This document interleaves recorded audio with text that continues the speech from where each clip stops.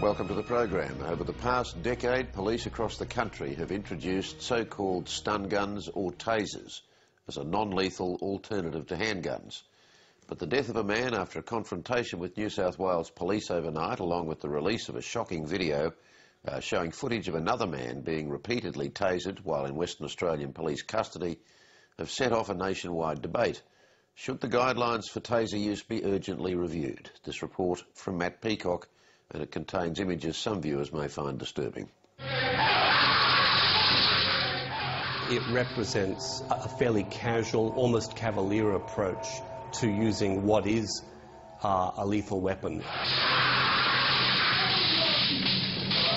As Attorney General, I am somewhat surprised, watching that footage, that there was not a prosecution brought against the officers.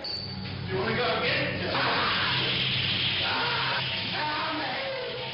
This dramatic closed-circuit television footage of West Australian Police repeatedly using a taser gun on a mentally disturbed and unarmed Aboriginal prisoner 2 years ago has sparked outrage across the country.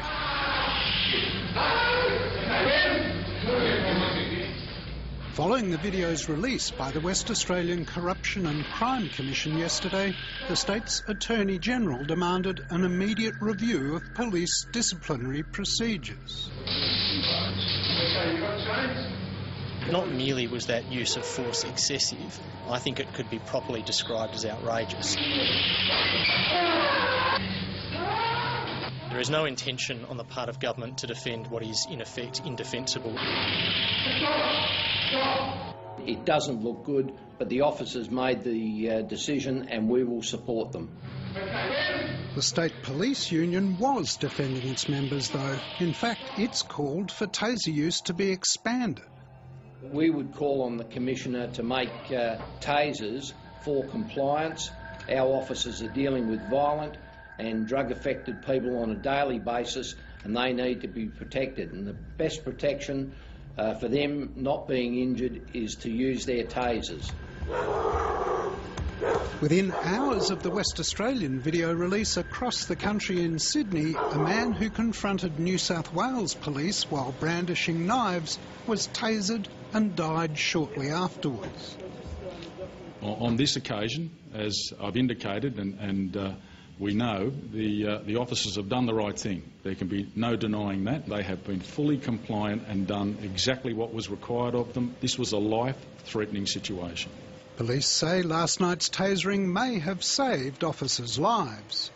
But RMIT University's Associate Professor Julian Bondi warns that tasers themselves should be regarded as potentially lethal. I think tasers need to be taken much more seriously. People regard them as safe. They can and have been demonstrated to be lethal weapons, and so we've got to treat them with that kind of respect. At this point, the police are very comfortable with the circumstances surrounding what's occurred.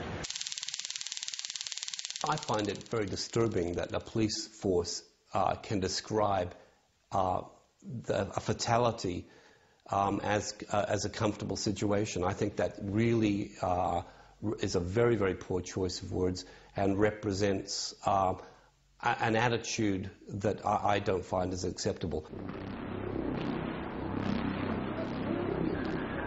Taser use has blossomed across Australia in the past decade, with first trials beginning in Western Australia in 2000, then extended to police on the beat 3 years ago, with New South Wales, the NT and Queensland soon following.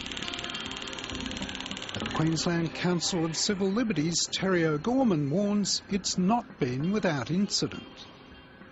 There's mounting evidence from across the country that a large number of police are willy-nilly using tasers and misusing them in ordinary everyday situations. Here on Sydney's Oxford Street last year, CCTV footage caught police unlawfully tasering Ali Alkin. In Queensland last year, an Aboriginal man died after police tasered him 28 times. And the NT coroner told the family of an Aboriginal man with a heart condition who died after being tasered that the police action was inappropriate and premature. The West Australia Watch House video is extraordinary. It has overtones of Rodney King, and it's made even more extraordinary by the fact that the police full well know that they have a watchhouse video capturing their grossly excessive force. But throughout the country, police are united in their support for tasers. All frontline police officers should be equipped with tasers, and that should be Australia-wide. It is the best force option.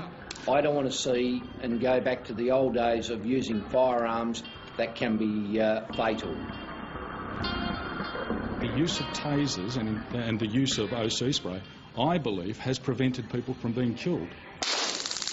Police ministers across the country have to get together and introduce unified controls and bring this police misuse of tasers under control. Taser, taser, taser. A report from Matt Peacock.